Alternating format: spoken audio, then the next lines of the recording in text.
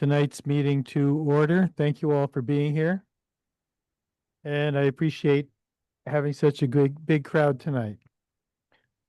And folks, I'd like everyone to suspend conversation so we can start with our meeting. I'll mention logistics and remote instructions. If you're joining remotely, please change your name display to indicate your first and last name. When you speak, please start by stating your name and where you live. We ask that you keep your comments and questions during general business and appearances to under 5 minutes. And anyone who wishes to speak must be called on by the mayor. And once you're called on again, please state your name and where you live. And if you speak out of turn, discuss non-germane topics, go on too long, etc., you may be interrupted and asked to adjust your comments or behavior. Because we have one member appearing remotely, Councilor Sheridan, will you state your name? James Sheridan. Thanks, Jim. Before we get started, I want to read the following statement of expectation that we try to hold ourselves and each other to. The City Council affirms its shared commitment to a respectful and professional environment. We do not support negative or personal comments directed at city staff or department heads. We ask that all remarks remain focused on issues, policies, and solutions. This expectation supports productive dialogue and reflects our respect and appreciation for those who serve our community. I assume council is satisfied with the agenda, so we'll proceed as though the agenda is approved. I will apologize. Well, I'll apologize to the members of the public who were confused by the location of the meeting. We had notices go out with two different locations indicated, and for that reason, we had to make a quick change from Senior Center to here. I'm glad that you all found your way here, and we will proceed. First item on the agenda is general. I'll call you. The two different meetings scheduled here or warrant here, and it has created confusion of whether it's a joint meeting or. It's a meeting of the city council. Okay, but that's not what Public Works put on people's doors. Okay, it's a meeting of the city council, and we will proceed as a meeting of the city council. Open time on the agenda for a public hearing, because this is not going to work at 5 minutes per person. You're going to be here for an hour or two. I don't know how long we're going to be here, Steve, but thank you for raising the point. Because the meeting has been scheduled essentially to discuss the East State Street construction, what I'm going to do is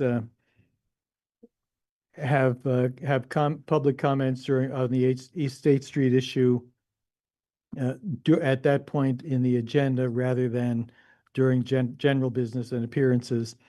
And so we'll start with general business and appearances. We'll take comments from members of the public on any topic that is not on tonight's agenda. Then we'll go forward with the agenda. Then when we come to item 6, East State Street construction update and discussion, we will have ample opportunity for members of the public to address the council regarding concerning East State Street. So now, general business and appearances, we would recognize members of the public to address the council on any topic that is not on tonight's agenda.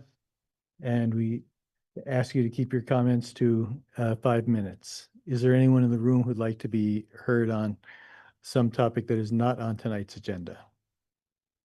Steve. Sure. Steve Whitaker, Montpelier. I want to focus tonight on a simple but fundamental question, and it tangentially touches on the other agenda item. Are the city's own public planning bodies being listened to and invited and respected in decisions about Country Club Road, or East State Street? Because if the answer is no, then we're not just making a planning mistake, we're eroding institutions that exist to represent the public. Let's start with Country Club Road. It's publicly owned land. It's one of the largest and most consequential parcels the city has acquired or will in decades. Decisions about it will shape housing, transportation, resilience, fiscal risk for generations. That kind of decision is supposed to begin, not end, with public planning. Yet we've heard on the record from the Planning Commission itself that Country Club Road has been put on a separate track, a traffic handled by staff, consultants, in this council, and a subcommittee, rather than by the city's Planning Commission and Complete Streets Committee. That should give everyone pause. The Planning Commission exists to envision and guide land use planning. The Housing Committee exists to think about and assure affordability and equity. The Complete Streets Committee exists to ensure safety, access, and multimodal transportation. The Homelessness Committee exists because housing decisions have real human consequences every day. These bodies are not advisory window dressing. They're designated focus groups for how the city council hears from the public before decisions harden. So I want to ask plainly, has the Planning Commission been asked to lead or review a master plan for Country Club Road? We all know the answer is no. Has the Housing Committee been asked to weigh in on affordability goals before a developer process began? The answer again is no. Has the Complete Streets Committee been invited to shape the transportation network framework before an RFP locks in assumptions? No. Has the Homelessness Committee been asked about how this land could serve urgent needs? Or are these bodies being asked after the fact to react to decisions already made? Because those are very different roles. One is planning, the other is cleanup. It also matters what's missing. The city plan does not contain a master plan for Country Club Road. That was acknowledged when the land was acquired and since. We were told in 2023 that a second phase of public engagement and master planning would follow, that vision would be finished together within the community. That phase has not happened. Instead, we're watching a developer-driven process move forward as if the vision were already complete and theirs to profit from. That puts the city in a dangerous position, not only legally or financially, but institutionally. If public bodies feel sidelined, they disengage. If residents feel decisions are foreclosed, they stop participating. Voters stop voting. Candidates quit seeking offices, quit running for council. This is not about opposing, and once trust erodes, it's very hard to rebuild. This is not about opposing development. It's not about preferring one design over another. It's about putting first things first. Public land requires public planning first. Developers come after the community sets the framework, not before. Tonight's an opportunity to course correct. The council can say, we hear you, we will pause, we will bring this land back into public planning where it belongs. That means asking for reconstituting and asking our planning commission to do its job. That means engaging the Housing and Complete Streets and Homelessness committees in shaping the goals. That means finishing the vision that was promised before we give away that leverage that public ownership provides. Country Club Road is not just a parcel. It's a test of whether public institutions matter. I hope the city chooses to pass that test. Thank you. Thanks, Steve. Dave Bellini.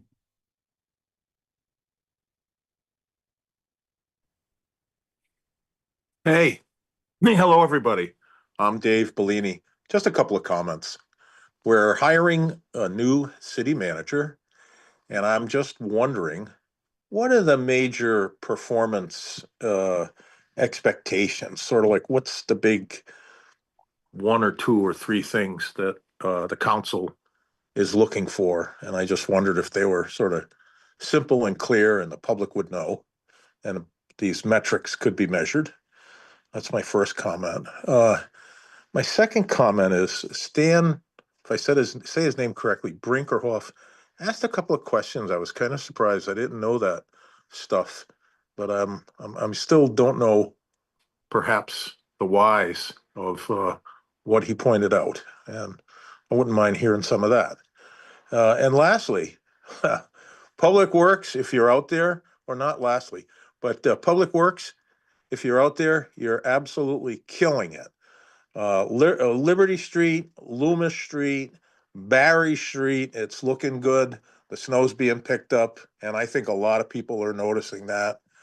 And this is, I guess, sort of a personal comment to John Blue Moon Odom. Your staff is fantastic, John. You, you know they take care of me every time I have to make a payment. I do appreciate that. And please extend my thanks to them. And I'll be quiet there. Thank you.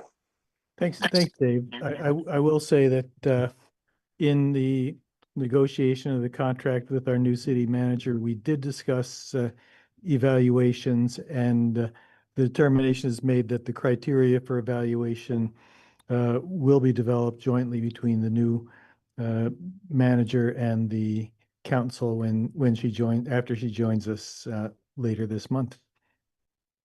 Anybody else? Anybody in the room? Okay. Next up, we have the consent agenda. Is there a motion to approve the consent agenda? I think there's no minutes, even though there's a slot for minutes. Yeah, my bad. I move we approve the consent agenda. I'll second. Any discussion? All those in favor signify by saying aye. Aye. Any opposed? All right. Now on to, well, I suspect we have such a big crowd here. East State Street construction. Kurt, guess we can toss it right to you. All right, thank you. My name is Kurt Modica. I'm the Public Works Director for Montpelier. And tonight we're going to be discussing two alternatives for the East State Street reconstruction project with regard to the streetscape. But before I get into that, I just wanted to provide just a brief history of the discussions that we've had to date on this project with regard to streetscape. So this will be our fourth public meeting on this topic. On April 23rd, Public Works presented a full build out, which included retention of parking as well as an uphill bike lane and additional sidewalks from Hubbard Street up to College Street. With a follow-up on May 28th with the same essential layout, just more detail. And then January 21st, we came in with an alternative to just extend, well, put everything back as existing with no bike lane, retention of parking, and then extend the sidewalk on the south side of the street, which is the uphill lane from Hubbard Street up to College Street. And today we're going to look at two alternatives, which will involve removal of some parking and the addition of a bike lane on the uphill lane, as well as some sidewalk changes. Specifically, the first alternative, as proposed by the Complete Streets Committee, includes removal of parking from Cedar Street to West Street and the installation of an uphill bike lane within those same limits, as well as sidewalks on both sides of the street from Hubbard to West Street. So that'll be alternative one, and I'll share some graphics of that alternative. And then a slight variation that DPW developed with the same concept of adding a bike lane. The variation is that we would propose to extend the bike lane from Harry Sheridan up to West Street on the uphill lane and remove the parking within the same limits. And make a continuous sidewalk from Hubbard Street up to College Street and remove the sidewalk on the north side that exists today. So those are the two alternatives, and we can go through some of the costs associated with those, as well as the parking impacts.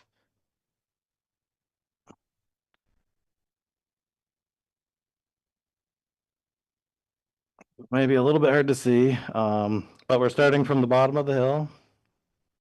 So this is Main Street on the left. Oops. I'm not seeing it on my screen yet. Oh, Can you make sure. Lights, I've been trying for years to get you to delamp that center light. Chris. I should try turning it off, see how that goes.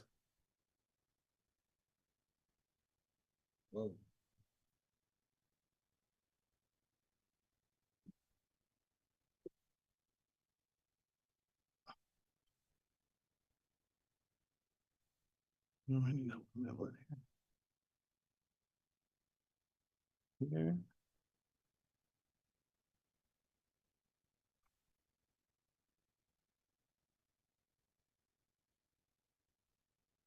Okay, you see that now?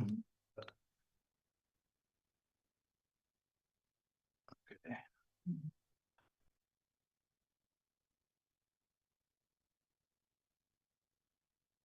I'll zoom in a little bit here.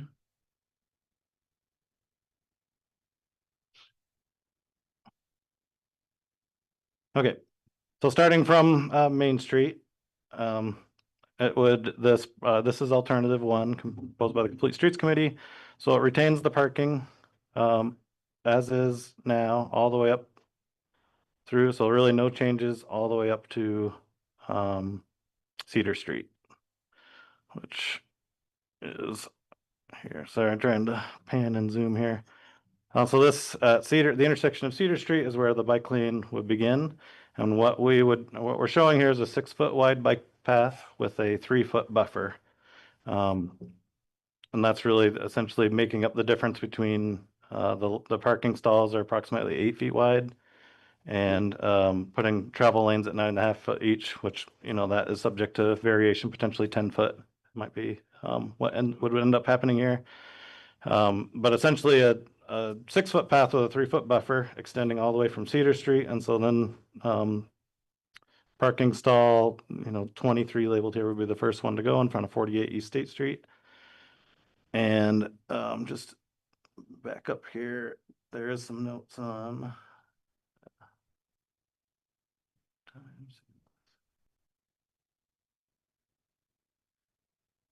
So just a quick summary is that the total for this alternative one, there's a total of 41 on-street spaces that would be removed as part of this proposal. And so the bike lane would continue from Cedar Street all the way up through the intersection of Hubbard Street. And starting at Hubbard Street, we would begin installing a new sidewalk that doesn't exist today on this side of the road, which is the south side. It's approximately 500 feet, and the cost for that added sidewalk is approximately $85,000.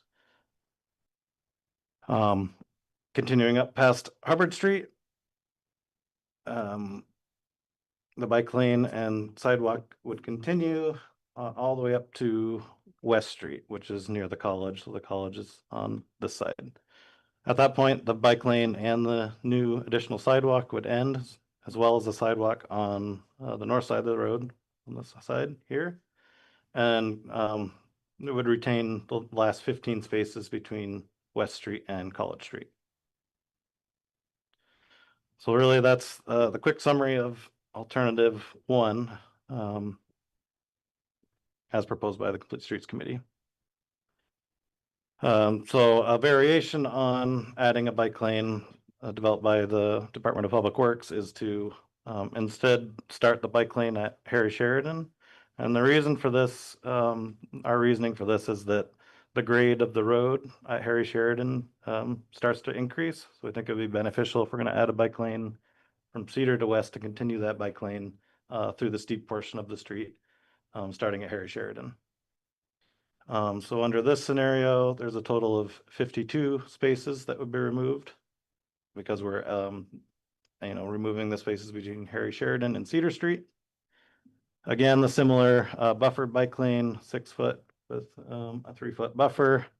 So that would be essentially painted hatching, no curb separation from the bike lane on either option. Again, this would continue up similar to the previous proposal. Up to West Street. And at Hubbard Street, again, we would propose to add the sidewalk on the south side. The difference being that we propose to remove the sidewalk on the north side. And the reason for that is we believe we can avoid a retaining wall between Hubbard Street and the current mid-block crosswalk. By shifting the road alignment slightly, 5 feet roughly, which would allow for the construction of the sidewalk without the retaining wall, but then would push back the north side.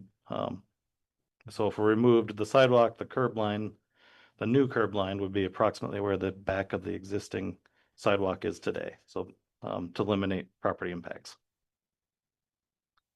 So under this scenario, we've got, again, an additional 500 feet of sidewalk, But in this case, the cost of that new sidewalk would be offset by not reconstructing the sidewalk that exists on the north side. So really no net change to sidewalk cost under this scenario. And again, the bike lane would continue up all the way up to West Street where the bike lane would then terminate, as well as the sidewalk. So again, and similar to the alternative one, we would retain the last 15 spaces between West Street and College Street. So, I mean, that's it in a nutshell. And I think really the meat of this meeting is going to be public comment and concerns or support for the proposal, one or the other. And so I'll stop sharing unless you'd like me to keep this up, but Why don't we keep it up for a bit to see Okay. if people have any questions about what they are seeing here? And I'll open it up to public comment or question at this point to, yes, ma'am.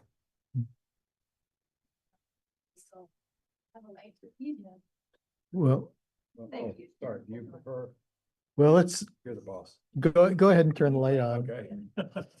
Need to read. You want to make an executive decision. Right.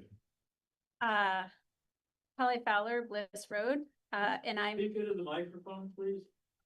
Holly Fowler, well, let's see. Holly Fowler, Bliss Road, but I am reading a statement from the Complete Streets Committee. And apologies if any of this information is redundant from what Kurt just presented. Counselors, for your April 23rd meeting, city staff presented 3 streetscape designs for East State Street. Alternative 1 was to widen the road to accommodate sidewalks and an uphill bicycle lane, estimated cost of $9 million. Alternative 2 was to widen the road to accommodate partial sidewalks and an uphill bicycle lane, estimated cost of $7 million. And alternative 3 was to rebuild the road as is at an estimated cost of $5 million. The council decided on a modified version of alternative 2 to widen the road to accommodate sidewalks, but not the bicycle lane.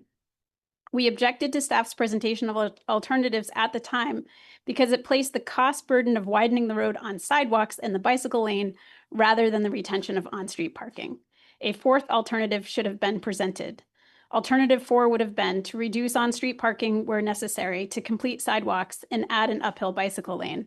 Estimated cost of $5 million, about the same cost to rebuild the road as is per alternative 3 previously presented. For the balance of the 2025 calendar year, we urge staff and council to consider an alternative that judiciously reduced on-street parking to accommodate sidewalks and the bicycle lane in the design. When staff returned to council last month regarding our proposal, staff indicated it would add approximately $75,000 to the project cost. Noting the considerable reduction in potential cost from $2 million to $75,000 to broaden functionality of the street, the council wisely opted to reconsider options. At your January 21st, 2026 meeting, council directed staff to prepare an alternative design consistent with our recommendations, which were to remove on-street parking from Cedar Street to West Street, complete the sidewalks on both sides of the street between Hubbard Street and West Street, and add an uphill bicycle lane between Cedar Street and West Street, which you've seen in alternative 1. Staff returns to you this Wednesday seeking your input and direction on a way forward. Staff has prepared not 2, but 3 options. The first, presented in the agenda packet, was to rebuild the street as is for an estimated cost of $7 million. The Complete Streets Committee alternative, labeled alternative 1 in the agenda packet, for an additional estimated cost of, it says here's $85,000. We calculated $275,000 from the agenda packet. I'm not exactly sure the difference of $190,000, so maybe Kurt will speak to that. And the staff created design labeled alternative 2 that removes on-street parking down to Harry Sheridan and removes the existing sidewalk on the north side of the street between Hubbard Street and Mid-Block Crosswalk. We recommend immediately discarding staff's alternative 2. As you weigh the decision before you, we would like to remind you of and acknowledge the following. It is the mandate of the city's Complete Streets Committee to advocate in accordance with state statute for inclusive street design to safely accommodate all people walking, biking, using mobility devices, riding transit, and driving. We strive to be realistic, pragmatic, and collaborative. Our recommendations are not inventions of idealism, but the direct result of observation of use, direct experience, and professional expertise, coupled with proven principles of smart, safe streetscape design. Between Main and College, sidewalk can be added or widened to form a mixed use path suitable for pedestrians and cyclists for modest additional costs. While all of the properties from Cedar to West have off-street parking options, we know there could be very unpopular trade-offs for some in terms of convenience. I want to recognize that. The reconstruction of East State Street is a lightning rod topic because this is a unique opportunity for infrastructure improvement and because it is an important thoroughfare for many users, those who own property or live on the street, local businesses, and everyone who uses it as a route to and from work, school, recreation, downtown errands, and college neighborhood programming. Youth whose voices are less likely to be heard from directly deserve safe routes to school. Their interests in continuous sidewalks and a predictable bike lane are not less important than the interests of East State Street residents. Our committee has come under fire for suggesting the city streets belong to all, but they do. We recognize the difficult decision before the council because there's no perfect alternative for everyone. Thank I'll you. yield my time in respect for the beep. Thank you.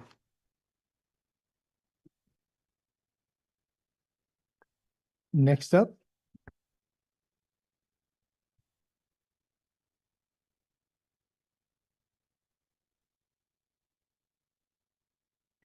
And I know we're very crowded. If the gentleman right there, Steve, and the other person could move so you're not standing right behind a council member, I would greatly appreciate that. Hello, Council. My name is Dayton Kreitz. I live on Pleasant Street, so well away from East State Street, but I think my comments come here primarily as a someone who walks their kids to school up State Street most days. I got 2 children at Union. I also am speaking as an active transportation planner and somebody who's done a lot of this type of work professionally over the last number of years. And you're going to hear a lot about everyone's opinions about losing parking, about sidewalks, about bike lanes, and it's easy to get lost in the details. I think my comments are to urge the council to lean on the goals that you've already adopted and established in your general plans. The general plan for transportation states that 2 primary goals are to cultivate a transportation system that treats all modes of transportation equally and prioritizes safety for all travelers, and to support a societal shift to non-fossil fuel future for transportation. Lofty indeed. I'm just coming here to say, I think when I think about those goals and I think about transportation and I think about movement in Montpelier, I want to put sidewalks first. For our community, we are a walkable community, and though not everyone can walk, everyone who can move needs sidewalks to safely move. Many of us need cars, but the cars are on top of everyone else who walks. Some don't have cars, some are too young to drive, etc. And the bike lanes, I'm up here wearing my Mamba shirt, former president of the Montpelier Mountain Bike Association. I ride bicycles every day, all that I can. I even ride them through the winter, but I'm also very pragmatic about it and recognizing that space for bike lanes in Montpelier, Vermont, with our winters, with our salty roads, with the land use patterns that we have here, it's challenging to make a network of that regard. But I want to lay all those things out there and say, please prioritize the goals of a safe, walkable community. And I think that's sidewalks on both sides of the road. Thank you very much for your time. Thanks. Continuous sidewalks. Yes, sir.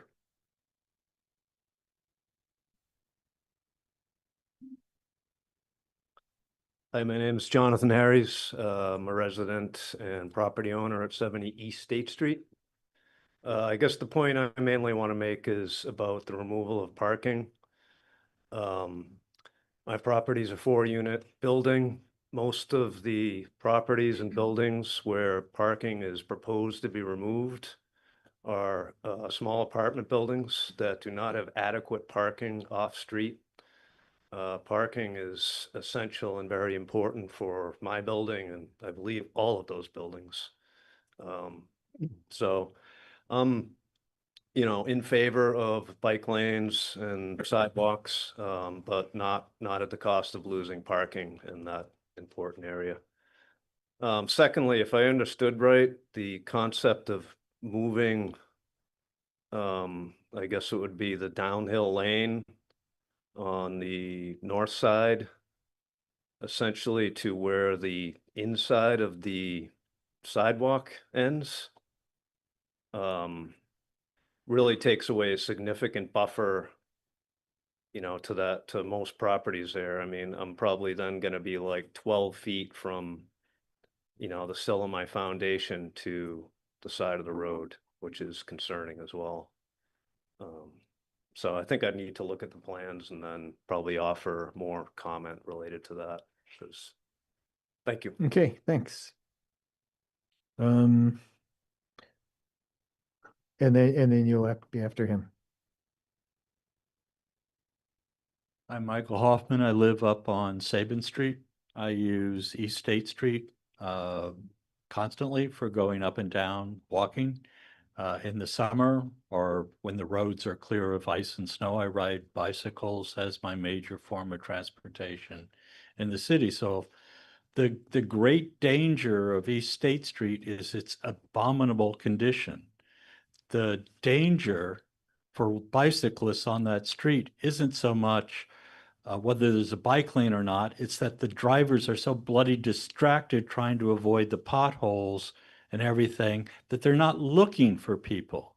So that combined with the enormous financial burden that the last floods have levied upon this town, just I cannot conscionably ask the city to spend more than it needs to fix the infrastructure in the road, the water and sewer, and repave it and let it go. When I was a kid, I walked a half a mile to school. We crossed roads. We could do it. I didn't need my parents to walk me to it. We teach the kids how to cross roads. It's a good learning experience, and we save some money in the process. Thank you. Thank you. Excuse me, I called on another person first. So come on up, ma'am, and then you'll be up after this next person. Hi, my name is Maria Arsenlis. I live on East State Street. But thank you for holding the special meeting. I know that this is a highly controversial topic all of a sudden. I'm a mother of a 13 and 9-year-old on East State Street. I also own a small business downtown on Main Street. And I also sit on the Planning Commission, member of Montpelier Live. I am here today, though, as a mother and a person who works with children and watching what they go through day in, day out. I respect the adults here and their own experiences walking on East State Street and around town. But the reality is that we don't build our streets just for adults to navigate. Little kids are navigating our streets and they are like this big, So if there's cars parked on the street, the cars aren't even aware that the kid is there waiting to cross the street. They don't see them. The kids are shorter than the cars that are parked. So my own children, we have taught them to cross the street safely, but it involves don't go across the street if you see a car. Like the car's not going to stop for you. I just asked my kids, what would you like to see happen with East State Street? And they said sidewalks. And I said, why? And the cars just go past. They don't stop for us. I regularly walk small children all around town as part of my work. Cars, and we are a gaggle of like 12 children. We are very noticeable and cars still do not stop for us, even at the yellow blinky lights. We try to catch the eye of drivers to please stop for us so we can cross the street. And they actively avoid looking over at us so that they can like scoot ahead because they're in a hurry to get somewhere. But children have a right to navigate this city. They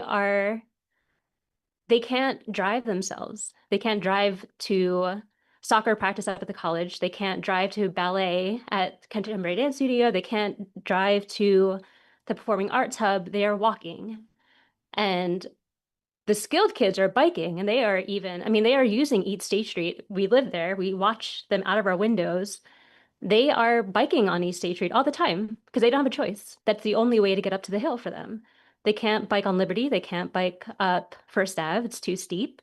So their route of choice is East State Street. And so I honestly, I think it's odd that it's become so controversial that we're talking so much about it, like adding a sidewalk, because it seems that a sidewalk is necessary for people to navigate this city. The location of the crosswalk mid-hill is even just so unfortunate because cars cresting over that hill don't even see people in the crosswalk until they have crested over it. And I stood out there with Sal and Pellin in the spring, and there were 4 adults standing there, and people were not acknowledging that we were standing there. They didn't see us. Thank you.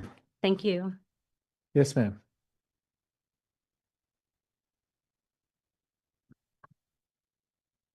Hi, sorry to appear to jump the line. Oh, no, it's okay. I want to say thank you to Kurt for being here and being able to see you in the flesh. You've always been so responsive on the phone. Really appreciate that.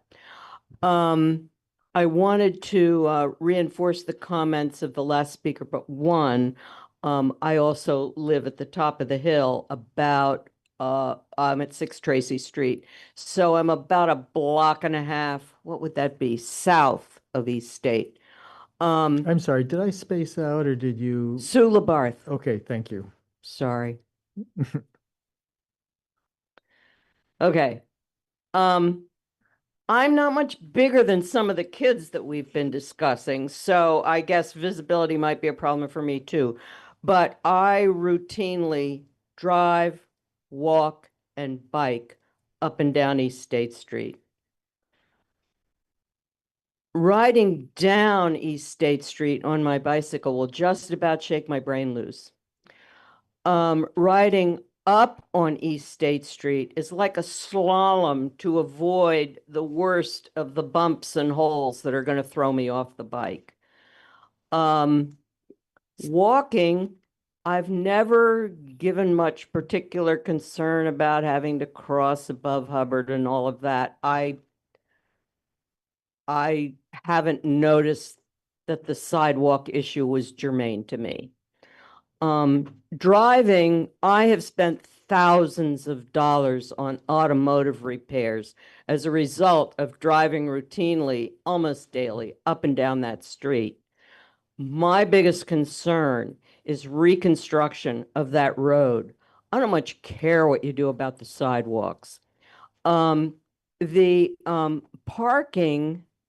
The parking along the south side, especially in the winter, and the farther up you get, sometimes with snowbanks, reduces the roadway to 1 lane.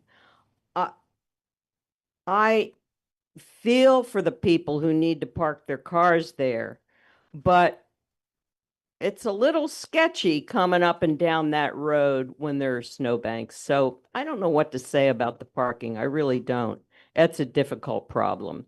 But my major concern is reconstruction of that roadway because it isn't safe, and it isn't safe because of the dire condition that it's in.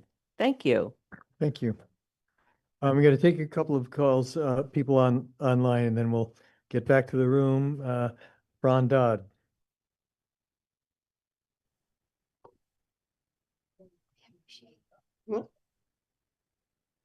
Hi there. I'm Fran Dodd, McKinley Street. Thank you all. Retaining and reconstructing East State Street using the existing layout without further delay, skipping these new alternatives, limits costs, works within a 49-foot right-of-way, and keeps parking for street residents, workers, shoppers, reducing pressure on other parking options. And it avoids high risks of digging into the bank at Bud Heaney's former property, where much work was done to stabilize it.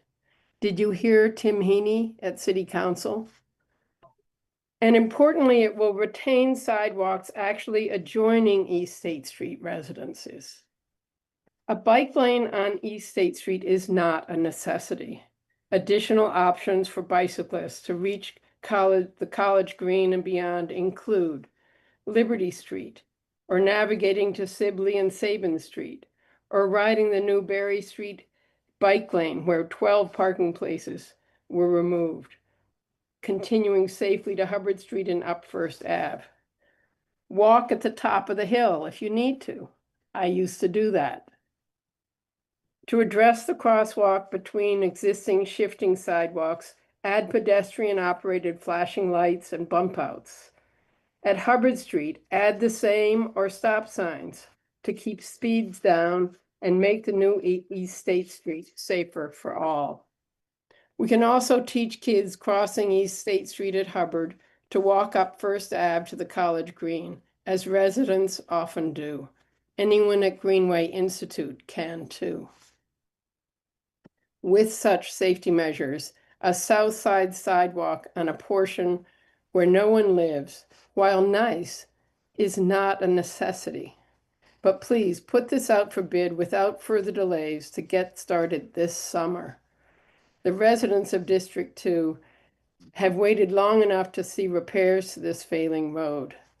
Do it before it falls apart. We're tired of avoiding East State Street. Save the funds for other streets. Thank you for your work. Thanks, Fran. Stephen Bronstein. Hi there. Can you hear me? Yes. Great. I'm Steve Bronstein. I live at 95 East State Street near the top of the hill. I'm confused why we are having this discussion. I thought this was worked out at the last meeting, and it was determined that just extending the sidewalk on the north side for the missing section between Hubbard and the existing sidewalk was all that we were going to do. And I don't know why we've reopened the discussion to include things that I thought were voted on, or excuse me, voted against. So to lose parking is hugely detrimental to the residents and the businesses.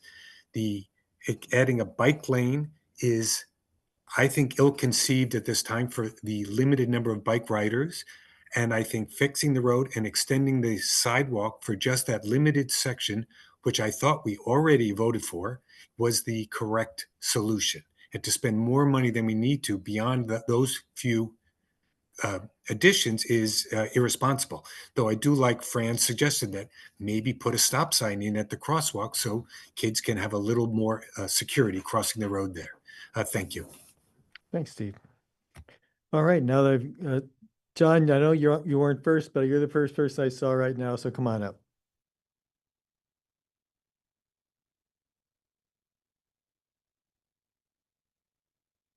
Thank you all. John Holler, I live on McKinley Street. And I have to say, I'm somewhat conflicted about this. When I was on the city council, when I was mayor, for every year we had as a goal to become a more bike-friendly community. And I don't think we've made the progress that we need to, but I hope that you continue to make that effort. And I strongly support this complete streets policy. But I don't support revising the existing plan to rebuild East State Street for the reasons that I want to mention. I don't think a bike lane is needed on East State Street. I've been biking up and down East State Street for about 35 years. I think probably more than anybody in Montpelier. I haven't had an incident with it. It's a relatively safe, but it's become unsafe, not because of traffic, but because the road is in such terrible condition. You've heard that from somebody else. It's really not a safe road to cycle on. And I'm really concerned about further delays that are going to put bicyclists at risk. And I don't think this is a minor concern to have. This road has been deteriorating for years. It was first planned for reconstruction in 2018. I think we may have been talking about it before then. The planning originally started in 2018. It's deteriorated significantly since then, as anybody knows who's driven it, and it's desperately in need of repair. So I really encourage you not to delay further, and certainly not because of the need for a bike lane that I just don't think cyclists are going to use. Some of us are sort of outliers who do ride up and down East State Street. That's not going to be common for certainly kids or most recreational cyclists. For those who do want to avoid East State Street, the traffic Liberty Street, of course, runs parallel, and there's very little traffic there. Let's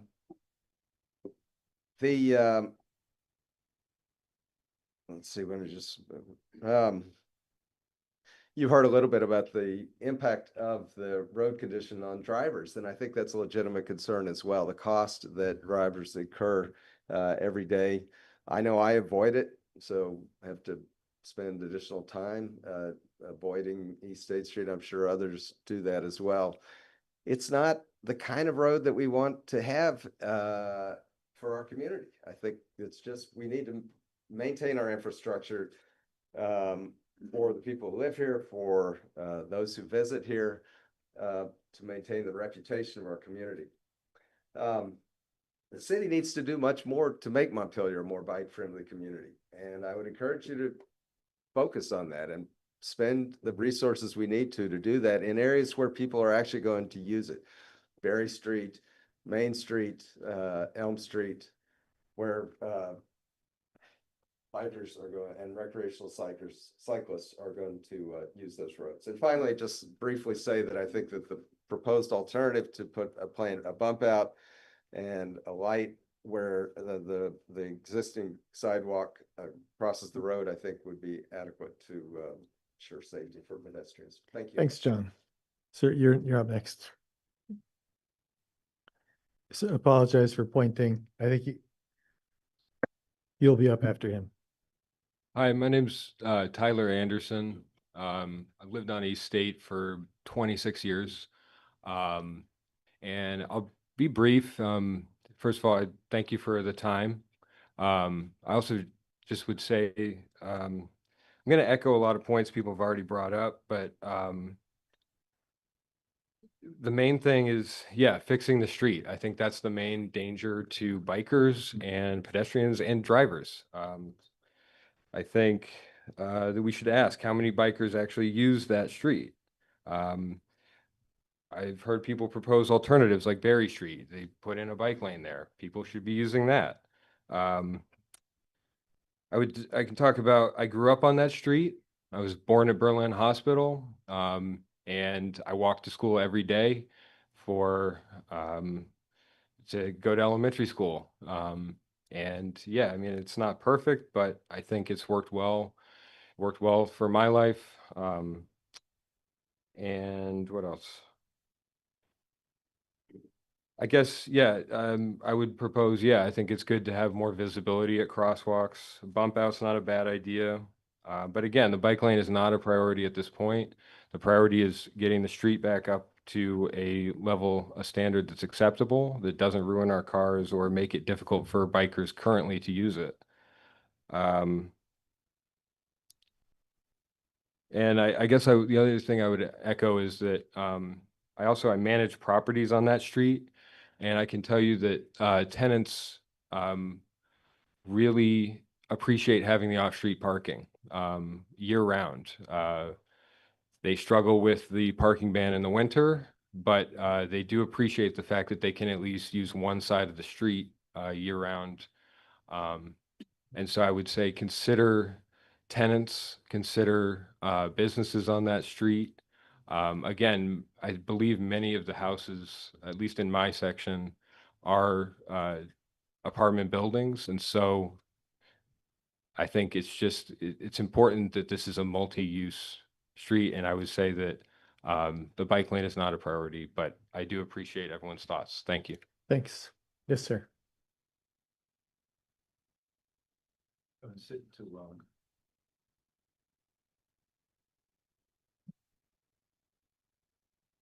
I'll just have to hold it. Hi, sorry, I'm Bob Jones. I live on Dyer Avenue, which is off Town Hill. So I'm nowhere near the affected area, except I use it 6 days a week. I go up and down State Street. I go up and down Sibley and Berry. I'm not sure the Berry experiment has gone all that well for the past 2 years. I noted that the pylons were destroyed within the first year, a couple months. In 2025, I think the same thing happened. But that said, I support bicyclists. I used to ride to work for 19 years when I lived in Burlington. But I echo and urge your consideration of at least 4 of the previous speakers, Mark Hoffman, who just left, Susan Labarth, Fran McKinley, who's on the Zoom, and Mayor Holleran. I think with public works projects like this, there's a need to fix items, and then there are nice to do things. And at this point, I think I've only lived here 9 years. I know the planning process started back then, and I used to go up and down State Street. I have since avoided it in as much as shock repairs, tire replacement, et cetera. But that said, I really would urge the council to consider nothing simple, but a simpler plan of fix the sewer, the water, the basic infrastructure, repair and repave the road. I guess it's okay to add that additional sidewalk, but I don't think we need a bicycle path as well. Thank you. Thanks. All right, yes, ma'am.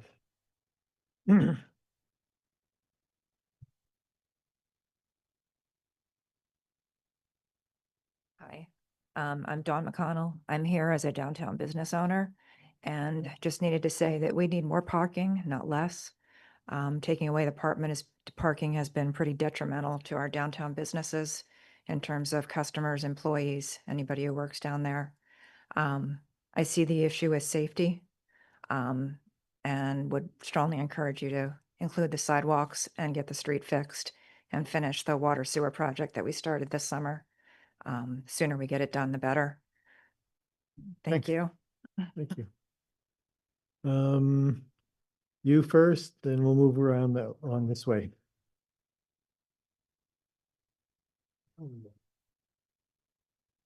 Hi, I'm Nicole Remick, owner of Miles Court Barbershop, which is 25 East State Street. I'm not in favor of the bike lane. All of our customers, this is where they park. I have 4 barbers alongside myself. We bring in over 60 people a day. We rely on the parking downtown in this area for our customers. We have older customers who can't walk from further lots. We have customers with children that don't want to cross.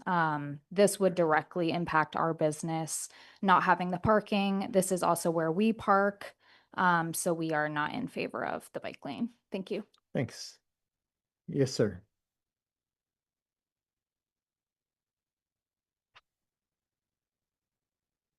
Paul Somerset, 27 East State Street. I bought the building at 25 East State Street to open the barber shop, and Nicole now owns it and runs it. And I just wanted to, my partner and I spend a lot of time on the front porch on 27 East State Street, and what we've seen over the last year or two is a huge increase in traffic, parking traffic for the post office and the food bank. And then other local businesses that depend on that parking. I ride a bike up and down East State Street. I am in favor of alternative transportation. I have an electric vehicle, I have an electric bike, I have an electric scooter. I go up and down East State Street, and I would like to just say another voice that the main problem with East State Street for biking is the condition of the road. And I have never had a problem with the width of East State Street or the safety of it from a bike standpoint. I walk my dog on the sidewalks every day. I would love to see improved sidewalks on that street. And I would just say, besides Nicole and the 4 barbers who are here as well, and all their customers, I have 3 tenants that depend on that off-street parking as well. And the city, we're talking about paid parking, but I haven't heard anyone mention tonight the unpaid parking. It is a huge source of free parking within walking distance of the downtown core, mostly utilized by employees in the downtown core. And so I'd just say, again, we've now added, there's on the running parallel, there's a bike path that goes through the entire town, a beautiful designated bike path. There's now Berry Street as well. And I often ride on Liberty Street. I just, of the volume of traffic that I see go by the front porch during bike season in the summer when I'm sitting there, the smallest group I worry about small children walking on that street. I worry about people driving up and down that road in the condition. I, as a biker myself, don't worry about riding up and down that street without a bike path. There are a lot of alternative bike paths. I just don't think it's the most important use of space on that street for the redo. And please hurry up and fix it. I'm tired of the water mains breaking. Thanks. Thanks. But I love the way they're fixed by public. Now, is there someone else more in this corner? Okay, back to you. Come on up.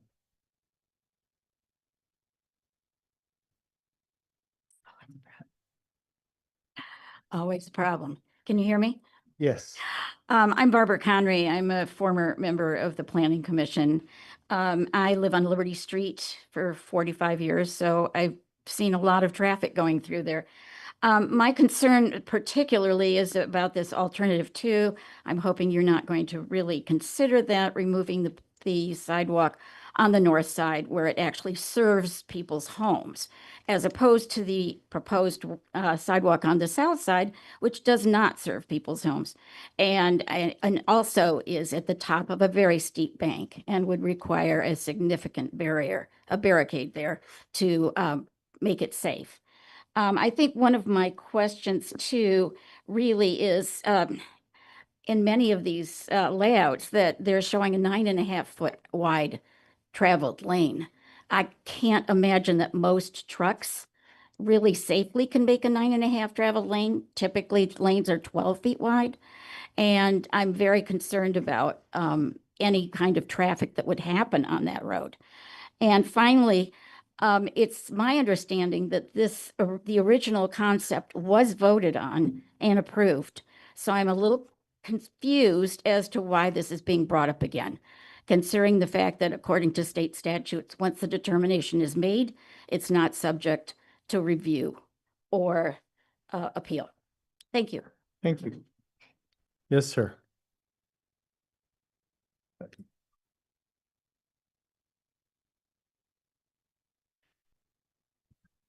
Hi, my name is Ed Dufresne. I have lived at 83 East State Street for going on 20 years now. And 83 East State Street sits directly across from the hill on the south side where apparently they're proposing to put a sidewalk, which would probably need a giant retaining wall as well. I'll be blunt. This is the dumbest idea I've ever heard. I mean, honestly, this is up there with the obelisk and the signage all around town for like a place that takes an hour to walk around. Like, I don't understand who could think that this is a good idea. But as other people have pointed out, the condition of State Street is terrible. It certainly needs to be repaved. Any work underneath probably should be done at the same time. Sidewalks, sure, the sidewalks are rough. They could be replaced. Tearing out half that hillside at $1 million cost, which personally I feel is a big underestimate, is just ridiculous. One of my favorite things to do is sit on my porch. I've sat on my porch in all sorts of times, weather, winter, summer. I've never, ever, except maybe for 4th of July, seen enough traffic on that street, both pedestrian or auto or bike, to justify any of these major things like widening the road, putting in an extra sidewalk, etc.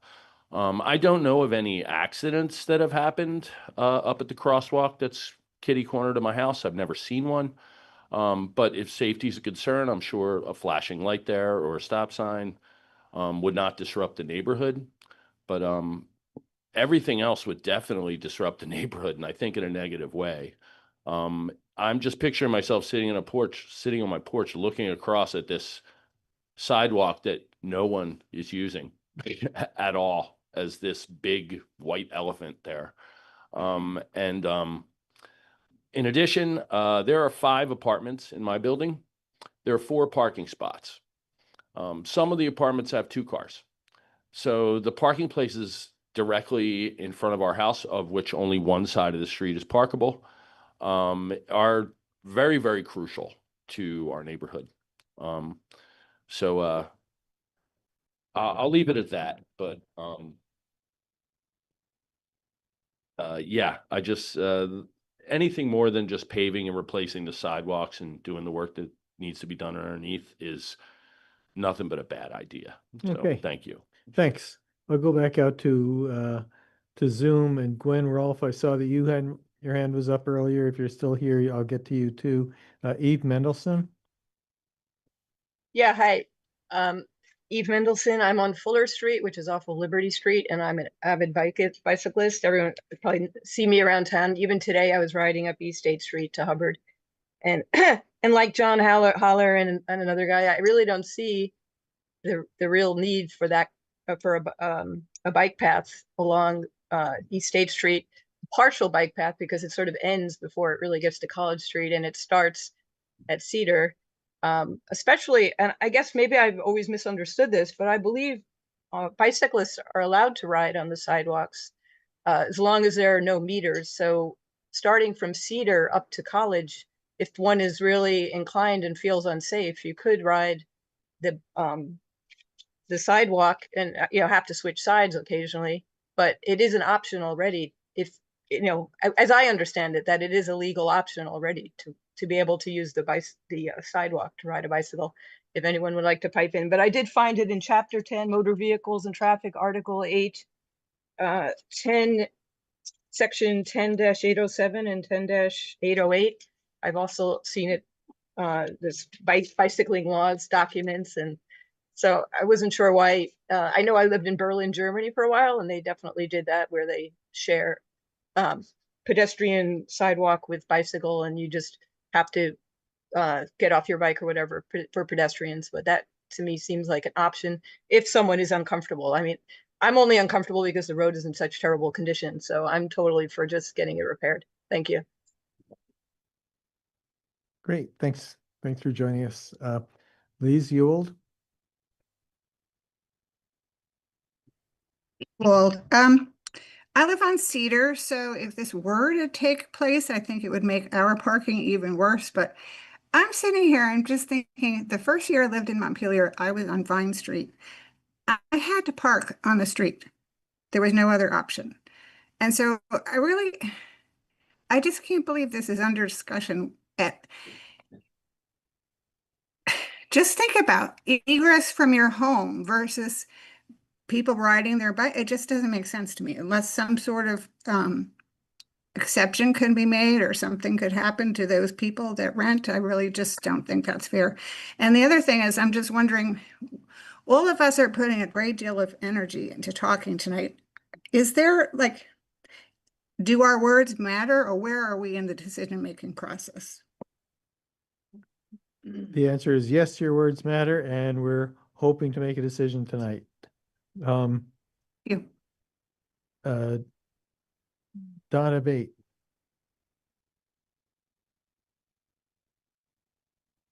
Thank you for joining us, Donna. Okay, thank you. Wonderful discussion. Can you hear me? Yes, I was going to say you were very blurry, but now we can't see you. Okay, There we good. are. I also have a cold, so I'm really gruffy. I really appreciate hearing so many different comments. I want to go back to the Montpelier Transportation Advisory Committee that oversaw this project, and it did start even before 2018. We had to pull together federal and state funding, and we had to work in State Street and the underground utilities and the bridge on State Street before they could do East State. Hence, it got in so much bad shape before it could get done. So that took a while. Meanwhile, instead of looking at the recommendations from the committee who worked with DPW all through the project, I saw a total dismissal of those words, Mayor, and that disappointed me because the committee recommended, number one was to do a reconstruction and do it as quickly as we could after we got the other parts of State, Center of Maine up done. And second was a bike lane if it was plausible financially. Third was to add a sidewalk again if it was financially feasible. Those were the three priorities coming out of the committee. And so I really want to focus on that. And if there is, as we know, some financial stress right now, then reconstruction should be done. And I do not think the city should be providing spaces as a priority instead of landlords. I feel renters do need parking and landlords have that responsibility, not the city, to keep on-street parking. So if there's a conflict with that, I would vote for the bike path or the sidewalk first, but mostly reconstruction. And to Barbara's point, she's right that the 9.5 width does slow down traffic. And we need to do that because once it's smooth, people will go too fast, like we experience on Berlin Street. So please keep the narrow lanes. The staff really knows what they're doing for safety. So I just encourage you to listen to the words and not keep remaking decisions and try to draw on everything that's been done about this street. Thank you very much. Thanks, Donna. Mary's phone. I assume there's somebody named Mary on the other end of it.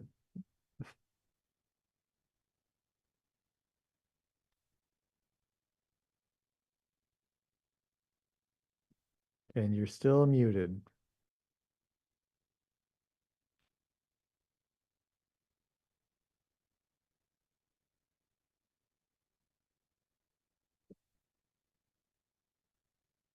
Well, okay, we'll come back to you. Is there anyone in the room who hasn't been called on yet who'd like to be heard?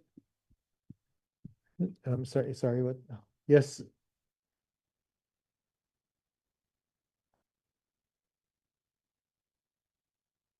Thank you, Mayor McCullough, City Councilors. Can you hear me okay? Yes. My name is Zach Porter, and when I first moved to town, I lived at 76 East State, which is right about where the crosswalk comes across East State. And at the time, I was the father of a 2-year-old, and I was watching kids crossing that crosswalk in precarious situations frequently. Today, my daughter is a UES student, and she walks herself because we're a wonderful town and I trust her up to the the contemporary dance studio on top of the hill at the college. Like many other kids in this town who head up there for classes or who head up there for soccer practice.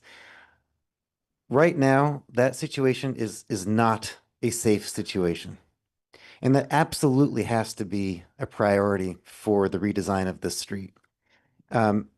I am a big supporter of bike and pedestrian travel, and I'm a little bit disappointed, unfortunately, coming into this a bit late, admittedly, that one of the alternatives considered for this project wasn't to look at a one-way option for East State Street. Because what I've heard here tonight is that the biggest concern is parking and safety for pedestrians. Well, I know a great way to make sure that we have enough parking and safety for pedestrians would be to have one lane for vehicle travel going in one direction on this street.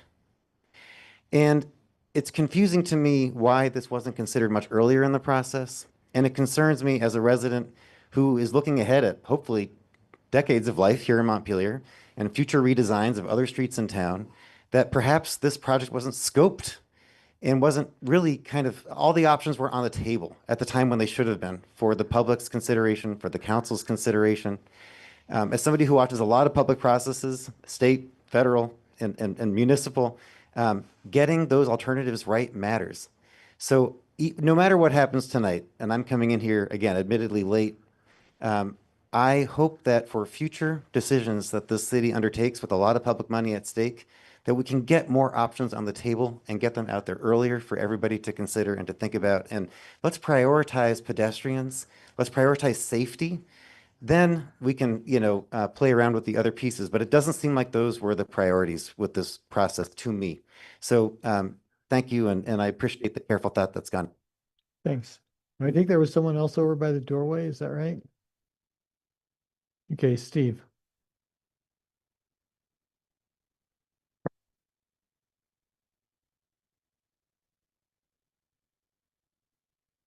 So.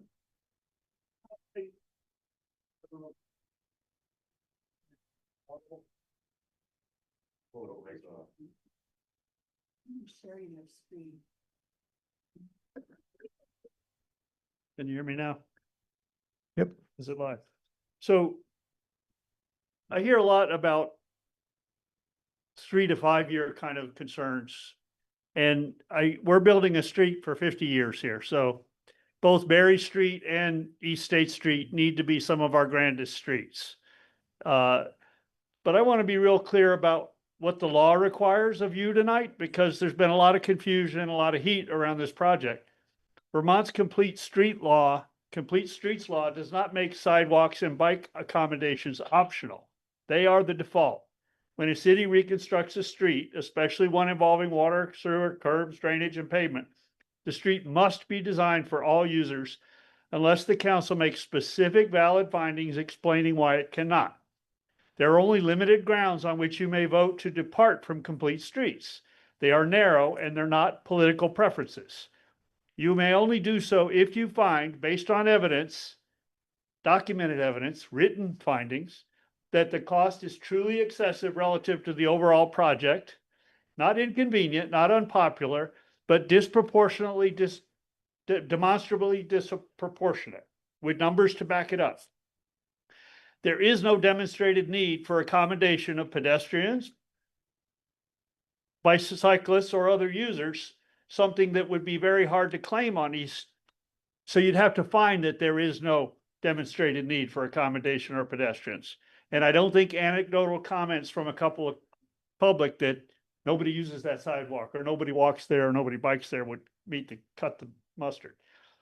That providing the accommodation would create a documented safety risk, not a speculative one, and that there are physical, environmental, or other constraints that make compliance infeasible.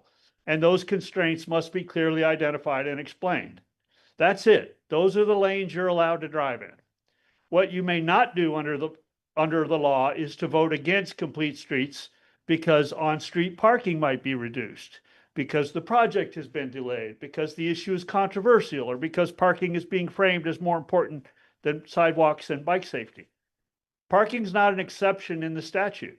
Cost, inconvenience is not an exception. Public outcry is not an exception. East State Street is near an elementary school. Children walk there, people bike there. The need is obvious. If the city believes it cannot meet complete streets on some segment, then you must say so plainly and explain why in writing with data, not generalities. If you vote to ignore the Complete Streets Committee's recommendation without making those findings, you're not exercising discretion. You're acting outside the structure the law gives you. So the question before you is not, do we like bike lanes? The question is, have you made the legally required findings supported by evidence to justify not building them? If the answer is no, then the law has already made that decision for you. Thanks, Steve. There are a couple of people I'm seeing online. Emily Seifert.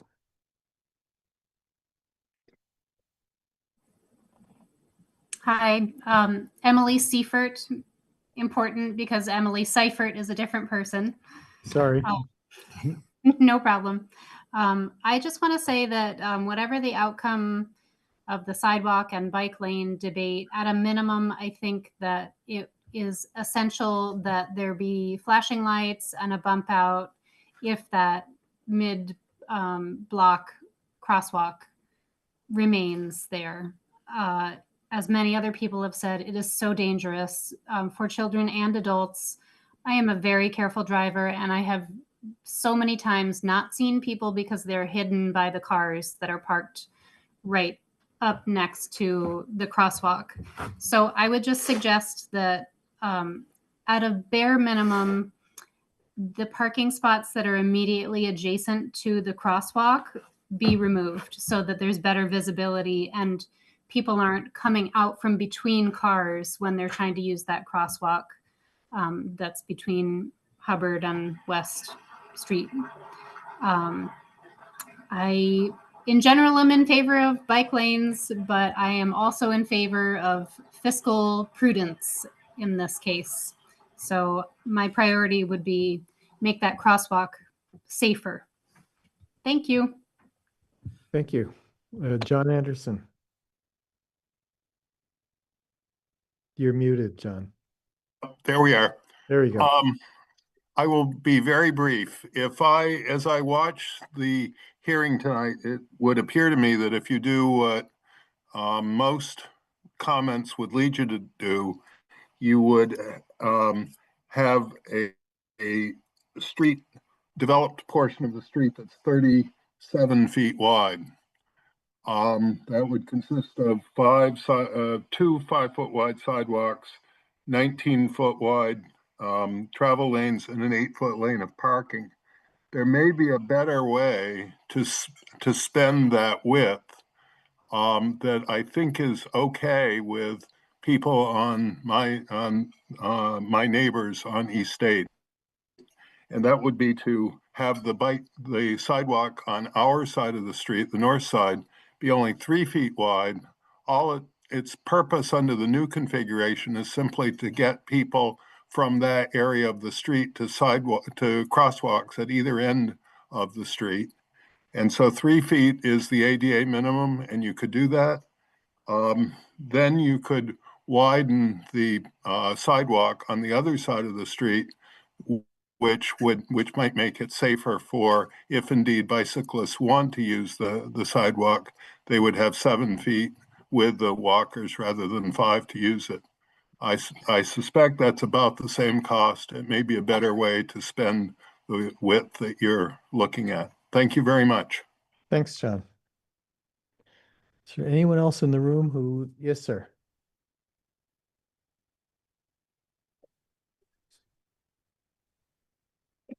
Hi, my name is Andy Boutin. I'm at 104 East State Street.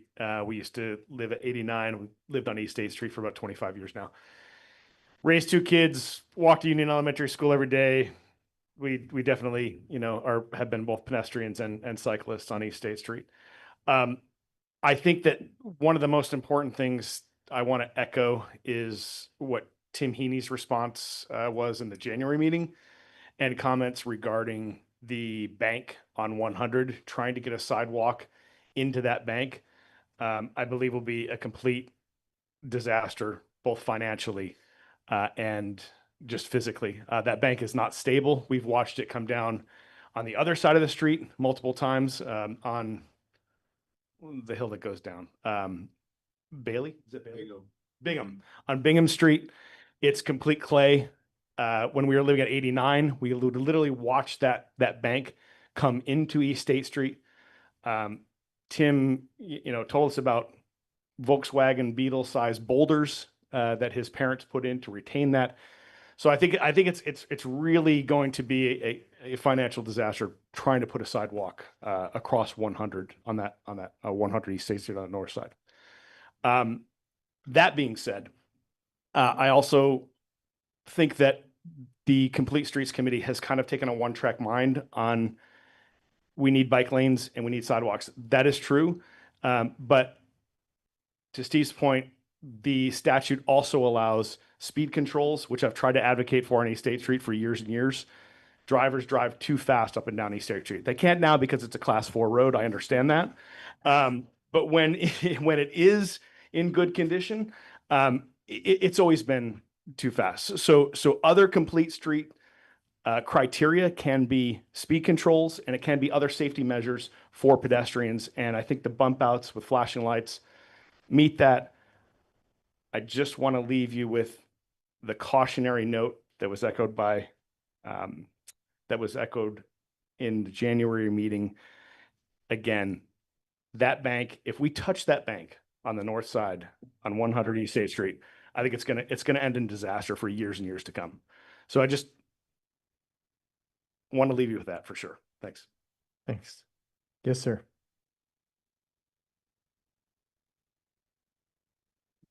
Jesse Remick, Lincoln Avenue. So I appreciate everyone's comments tonight. I'm going to keep this short. I'm in support of the original plan that was voted on previously, and I do commend all the efforts while considering bike lanes, 2 alternates. I think it's something we need to do with all of our projects, and I am glad that we're doing that.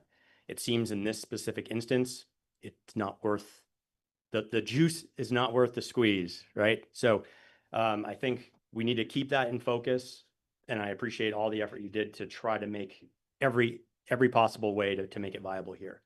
I think the longer this project's delayed, the more it's going to cost. And I think we voted on it, and I'm in favor of moving forward. So thank you. Thanks. And yes, come on up.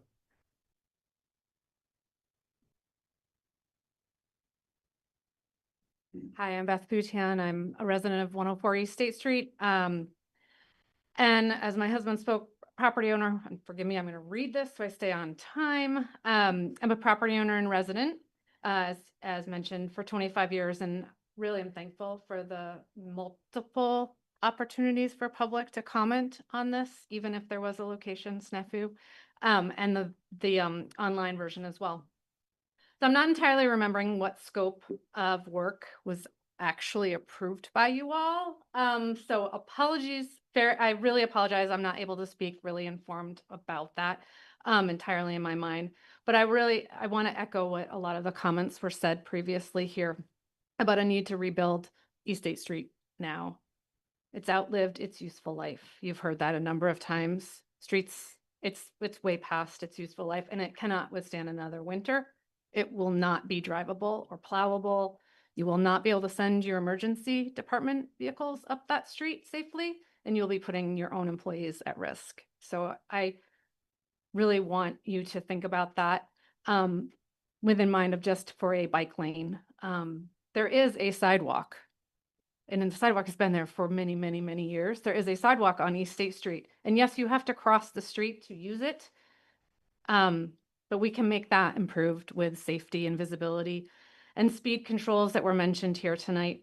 Our 2 children learned to walk down that street safely and patiently without incidents, to get to school on time, to get to downtown, to get to their friends, to their soccer practices.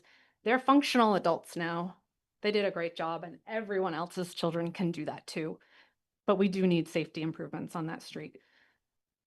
I do want to articulate here, we have a lot of pressing public works needs. There was another water main break on somewhere Liberty recently, and I'm sure there's another one and another one and another one.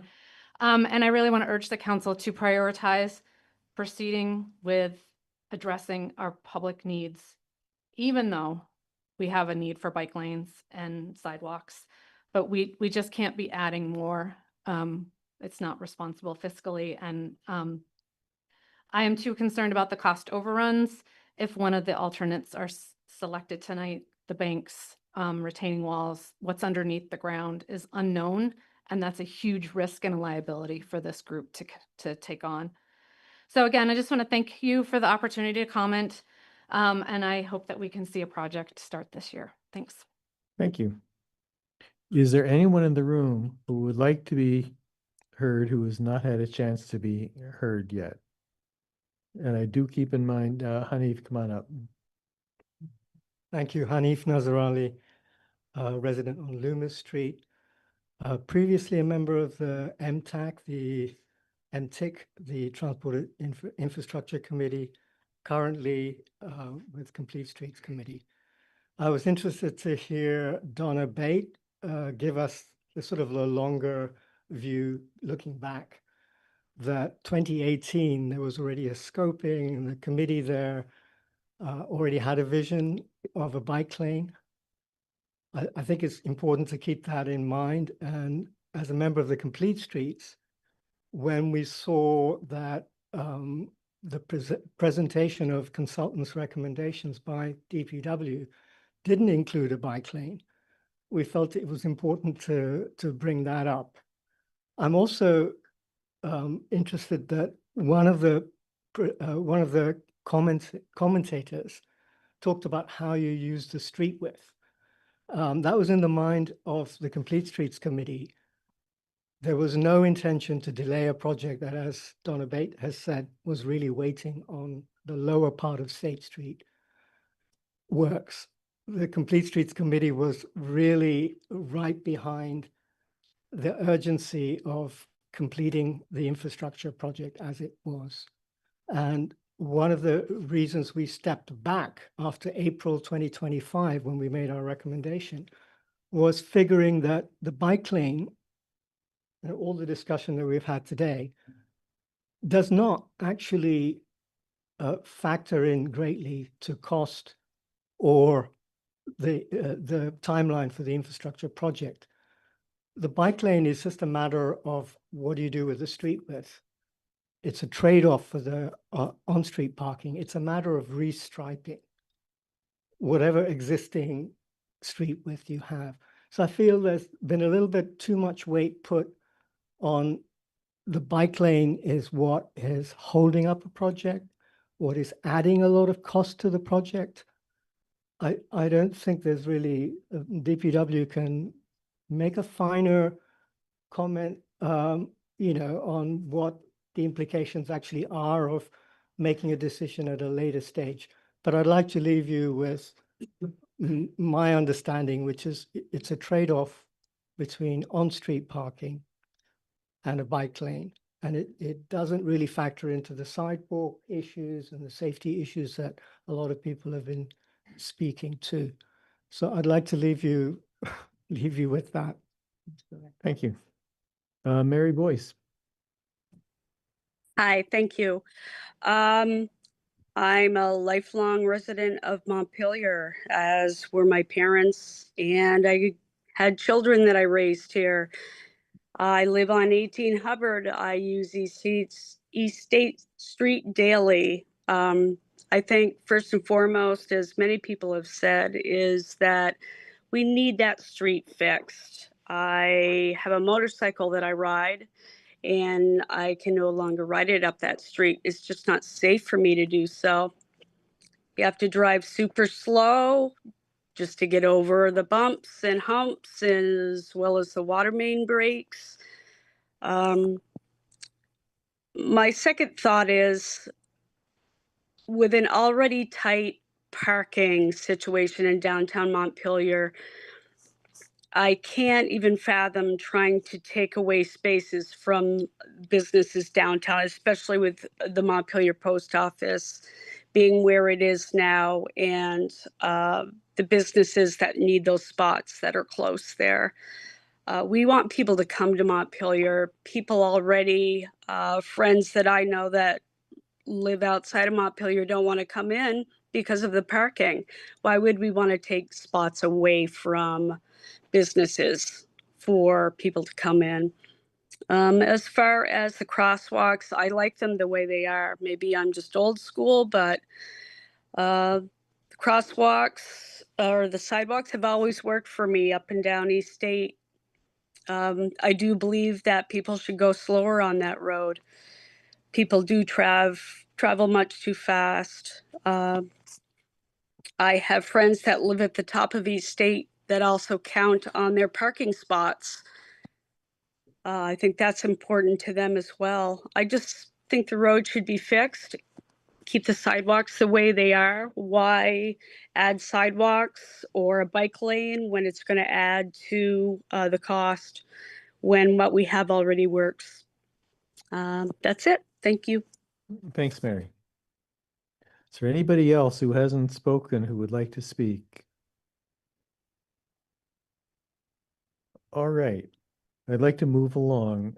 Kurt, as we've been hearing comments, I've been noting down some questions that I think people might want some answers to. I'll just hit you with them. One more person. Oh, Sorry. oh, yes, Susan Whitehead. Thanks, Ben. Hi, I'm Susan Whitehead, 1 West Street. I don't own a car, so I walk, bike, and take public transportation around Montpelier. I think that one sidewalk is just fine, and that ridge is completely clay. It would be impossible to have a construction project on that side. As people have said, it would lead to a collapse of that ridge even further. I do want to mention, though, that the crosswalks that we have are quite unsafe, especially for the children. I'm a parent. It really concerns me how many children are on that street. I think that fixing the current street and focusing on those crosswalks to keep it safe for the pedestrians and the bikers. So bump outs, lights, and allowing bikes to use the sidewalks so that bikes and pedestrians are safe and off the road would work well. But I don't think it makes fiscal sense, and I don't think it's for the common good to add a bike lane or a second sidewalk, but certainly it would be for the common good and for the safety of our children if we were to improve those crosswalks. I think, people say teach the children, but the roads seem to get less safe every year that goes by. And I don't think it's the responsibility of children. It's really the responsibility of us, the adults, to keep our streets safe, and especially keep those crosswalks really visible and safe. All right, thank you. Thank you for your service and all you're doing here. Thanks. Last call for anyone online who might want to be heard.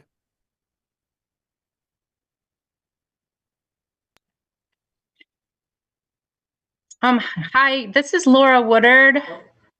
Yes.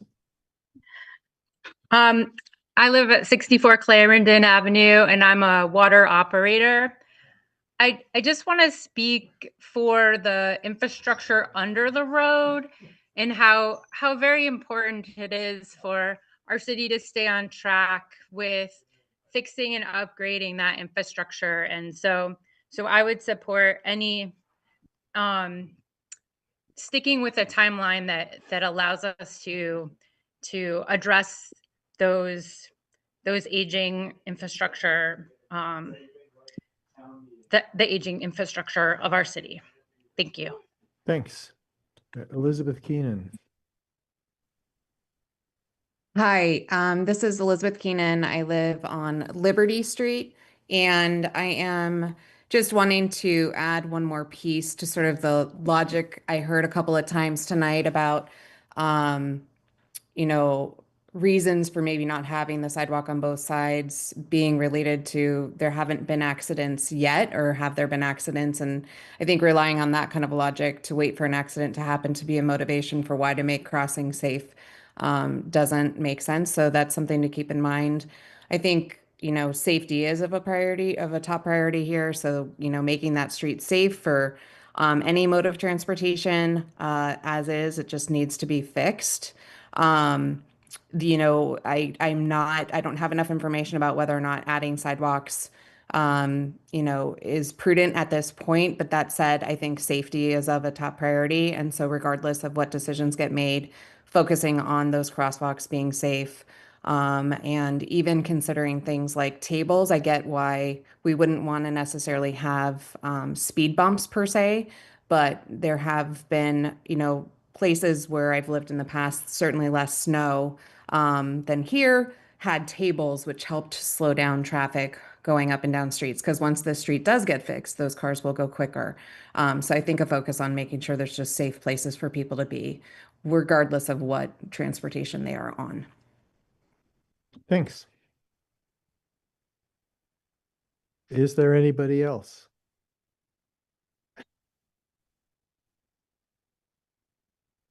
All right, Kurt, I've got a list of questions for you. I'll just go down them as they came to me. One is, there apparently is a difference in cost estimate, the 85,000 versus $275,000 delta, and I wonder if you could advise us on that. I'm not 100% sure of the difference where our DPW staff did the estimate, relatively quickly. So I don't know that I can completely answer that without re-examining the estimate. Okay. Next question is that I know we've seen comments in emails, and I think we've heard some comments tonight of just saying, let's just reconstruct the road exactly the way it is, no change to sidewalks or bike path or anything else. Do we have a cost for that? Yeah, I believe it was the total, we had it split up by total project costs, which included the phase 1 work that was been done. And it was 8.2 million, which included the phase 1 portion already that's been completed, which was about 3.3 million. Okay, thanks. There's a question raised about the width of the travel lane, whether the width we're talking about is is sufficient or is a right width for the expected travel on that road? Yeah, it is allowable to go down to a 9.5 foot lane. I expect in final design, DPW would recommend a 10 foot lane. So there is, some conflicting data about the benefits of narrow traffic lanes, helping with traffic calming, reducing traffic speeds. So I expect likely we'll end up with a 10 foot lane when we get to final design, but you can go down to 9.5. Do you confirm that cyclists are allowed to ride on the sidewalks in that location? I'm not 100% sure. There is a local ordinance related to cyclists on the sidewalk, and I believe it's prohibited at least in the downtown, but I'm not certain about East State Street. I can check out the cyclists. Okay. In the downtown. But then it does refer to another part of the Oh, ordinance. do you have you have the answer for us? That's right. Actually, just Corey Line with Public Works. This is actually just a conversation we had a little while ago. There is no city ordinance that prohibits riding bicycles on the sidewalk, with the exception of the downtown. The issue with that, and we've just had a conversation with police, is interpretation of that, because the language, the zoning district is no longer called that anymore. So it Oh, references that a needs to zoning be district fixed. that doesn't exist anymore. So you may end up actually seeing that here in the near future, some conversations about sidewalks and bicycle activity on Amending sidewalks. the ordinance to fix that, yep. Yep. Okay, thanks.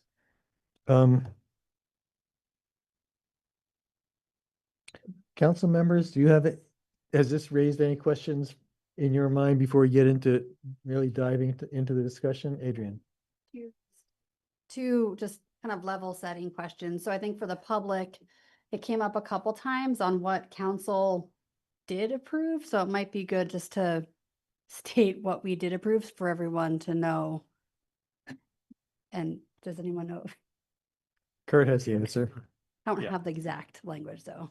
Right. So the actual last vote that council made was to reconstruct the street as is, with the addition of the sidewalk on the south side of the road between Hubbard Street and the Mid-Block crossing, so that you'd have a continuous sidewalk along the south side of the road from College down to Main Street, and then to reevaluate the inclusion of that additional sidewalk at 60% design.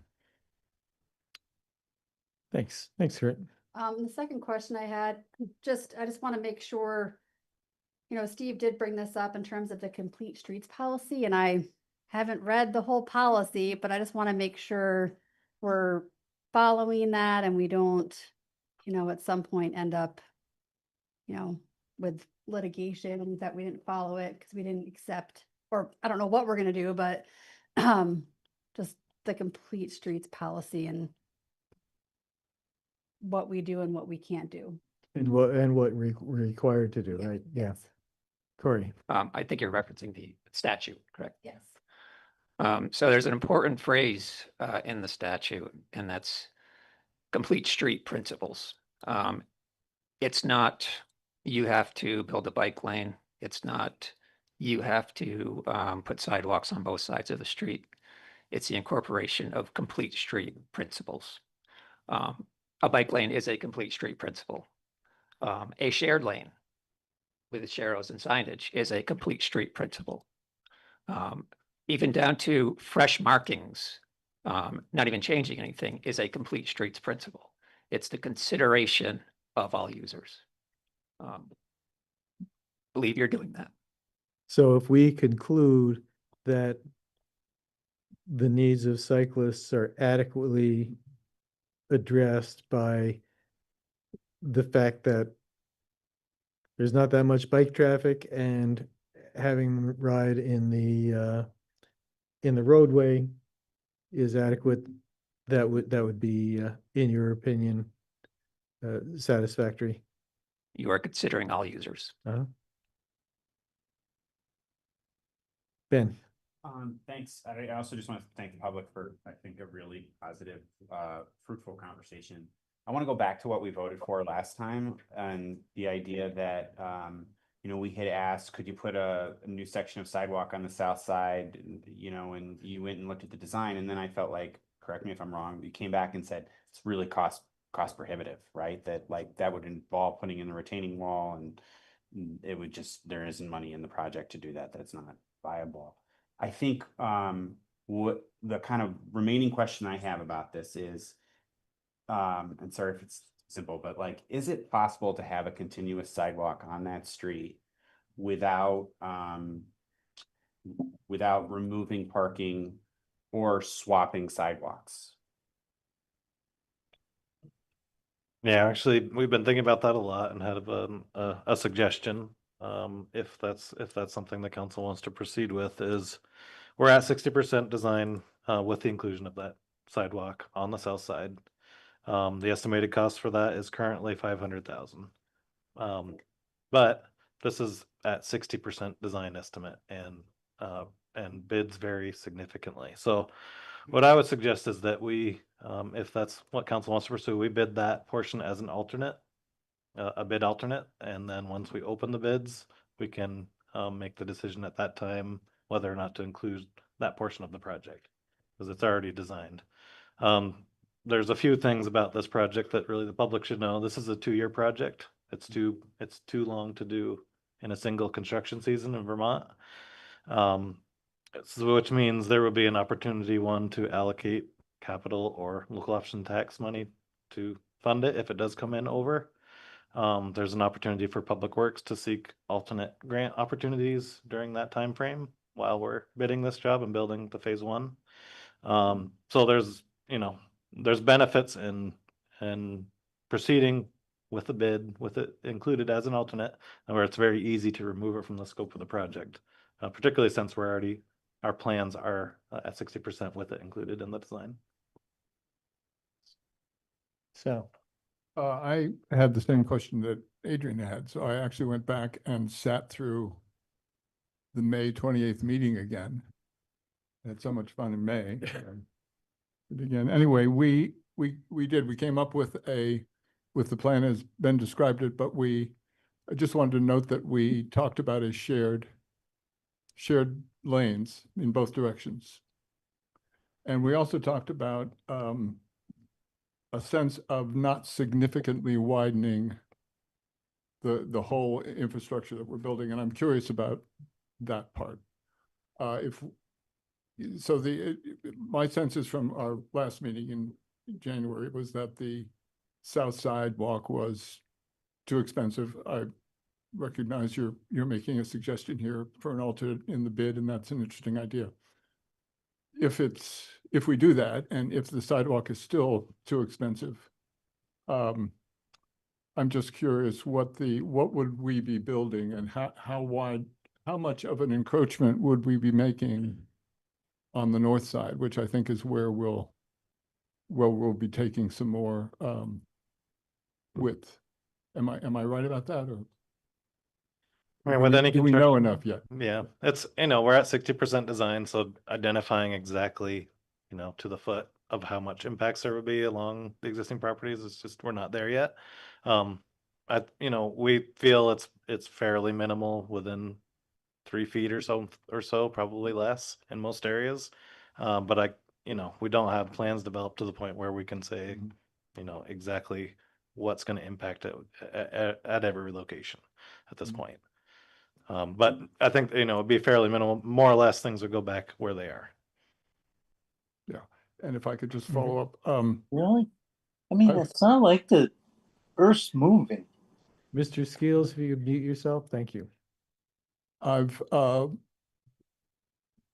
several times from John Anderson, we heard from him tonight about his idea that we can fit it all in with certain changes in dimensions of certain things, reducing the north side sidewalk to 3 feet and so on.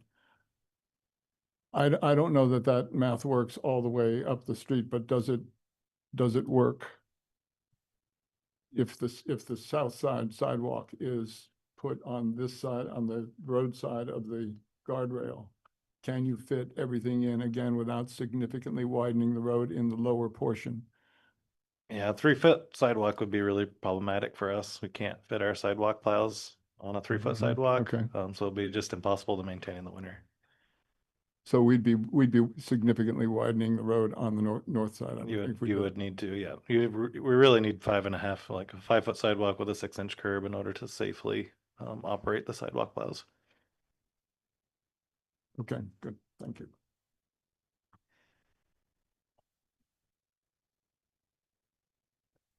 Well, so here we are.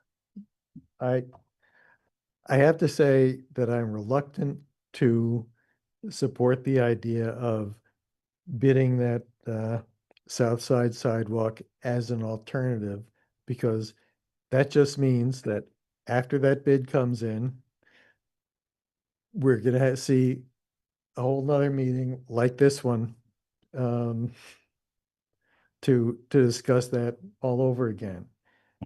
And I won't be here for that, but I bet none of the people on the council who are going to be here really look forward to doing this again. I think we want to have a decision. That's my sense of doing this. So what do we want to do, folks? Carrie?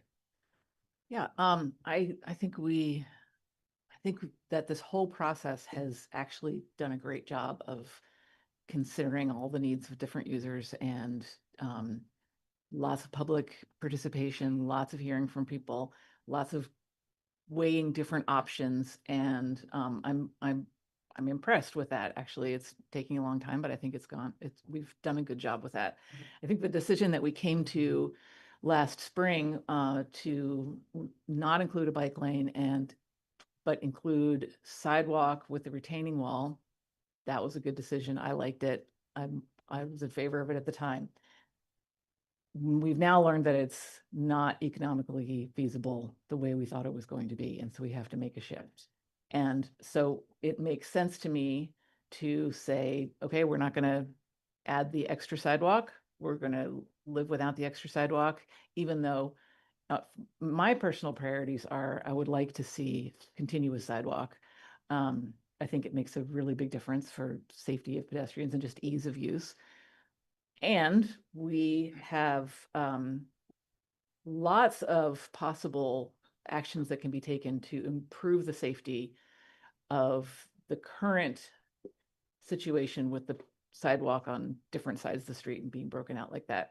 And I know that Public Works is considering lots of different options. Many people have made suggestions such as bump outs for the crosswalks and lights. And I will say the other day when the last time we discussed this last month, just that morning, I was driving down East State Street, and for some reason, there were like no cars parked on it in the middle of the day, which I thought was interesting, which I know that's not normal, but I really could feel myself wanting to just speed up and roar down the hill. And this is in the condition that it's in now.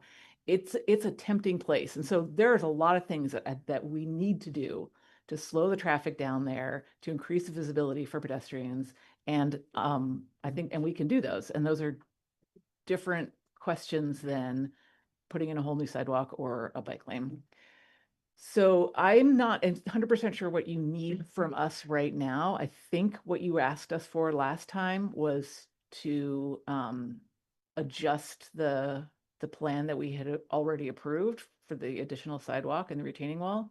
And you're asking us to say, no, we don't need that anymore. I'm not sure if that's what you need from us, or if we can just do nothing and you can continue on with the plan that we already put, recognize we can't do the sidewalk and the retaining wall because of money. Yeah, I think yeah, at a vote on removing, if that's the council's decision to remove the added sidewalk between Hubbard and the mid-block crossing, a vote on that would be good. And then additionally, a vote to incorporate pedestrian improvements at the crosswalks would also be helpful. And we we need to evaluate exactly what that means. Certainly, bump outs and a flashing pedestrian light are definitely easily incorporated. Stop signs at the intersection of Hubbard and East State Street would require a traffic study, so I do not want to commit to that until we do that study. So I think just a general motion to incorporate pedestrian safety improvements within the project would be sufficient direction for us to get this out to bid. And Jim. I like what you just said, Kurt. I definitely, take the wall out, take that extra sidewalk out, fix everything that's there. Definitely, we heard a lot about the crosswalks. I'm fine with bulb outs, with the lights, whatever we can do to, make it safe for people to cross. That's the biggest danger for pedestrians is in the crosswalks. I know when I do my walk across Northfield Street, feels like you take your life in your hands, even though there's a light there and a crosswalk, there's no bulb out though. And I think a bulb out there would make it a little better. But so I'm definitely for the, pedestrian at the crosswalks additions to it, but everything else, just do it the way it is. Let's get on it like the people say that's what they want. And take out that 500,000. Thanks, Jim. Adrian. Oh, I'm sorry. And then you after that? I think also, just to say this out loud, this is not just DPW's, lane. I think when we pull out, the 30,000, 100,000 foot, it's the city of Montpelier, and we're talking infrastructure, which is one piece of a very complex problem. I think the other piece that we have to layer in that it's not the city's responsibility, but it's education. And I did send an email to council that one of my previous jobs was running the Safe Routes to School program in the state of Georgia. And so I worked with infrastructure and I worked with education. And so I think bringing the schools into this discussion, there is federal funds, there is state funds, there is our coordinator in Washington County. So I think having them as part of this discussion to look at some of the infrastructure improvements during the final design phase, and then having those education, they have education programs on how to walk and bike safely to school. It's a whole program that exists.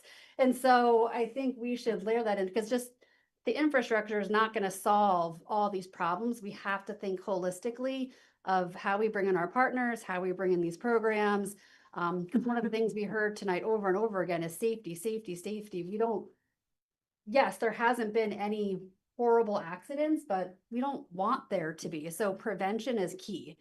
And so I think having those safety infrastructure as part of a motion, I think will be really important, but I want to take it a step further to bring in the schools and bring that program into the city so that education is a part of these infrastructure conversations. Thanks, Adrian. Helen. So I will ask a clarification question because time to time we have spring and summer, not winter all the time. So when you go to East Street now, the look is different, but I visited there like several times when it is spring and summer.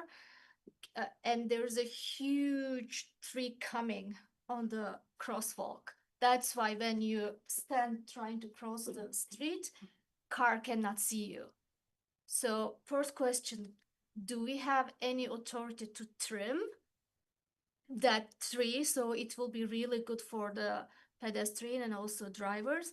And the second question, do we have any chance to change the maybe sidewalk space instead of having it just under the tree, or that part of the road crosswalk? So first on the tree trimming, yes, if it encroaches within the right of way, the city has the right to Okay. do tree trimming. We rely on the Parks Department to assist us with that, and certainly we'll take a look. Okay, then second question is not important because I was just, if we cannot do that, is there any way to move the crosswalk? Because even if we put all this safety things, if it is covered with a huge tree, then there will be good solution. And since the beginning, because I've been talking to so many people visiting that street so many times because it's in District 2, I didn't support the former vote. So I kept hearing the same thing again and again. People want no delays and just want to fix the current road and just move on. So I will still support that idea. Thank you. So I've heard a lot of what I think I have a sense of where the council is coming from, and I'll see if someone wants to make a motion, something like this. Direct the Department of Public Works to proceed as with the parameters as we previously voted on, with the exception of removing the sidewalk and retaining wall on the south side of the street. And is that the extent of it? No. Okay. I think you're right. Like, I think it's move forward with the plan with the exception of the retaining wall now that we've determined that it's not feasible. But I also think we really need to be, or unless you wanted in a separate motion, maybe you said that, Kurt, of the enhanced safety features around crosswalks. Maybe Yeah. that's two separate things. Well, I think they have the ability to pursue that anyway, but I would say, you're right, that should be part of it too. Does someone want to make that motion? I'll give it a shot. Sure. I move that the Public Works Department move forward with a design that removes the sidewalk contemplated on the south side and the retaining wall, but also considers enhanced pedestrian safety features at crosswalks. Second. Yeah, Jim Sheridan has seconded it. Is there any discussion? Adrian? I'd be so very crystal clear here. So are we voting just to replace the road as it is? Yes. Okay, just one They- of With enhanced pedestrian with safety. enhanced pedestrian and bicycle safety. I think I want to add,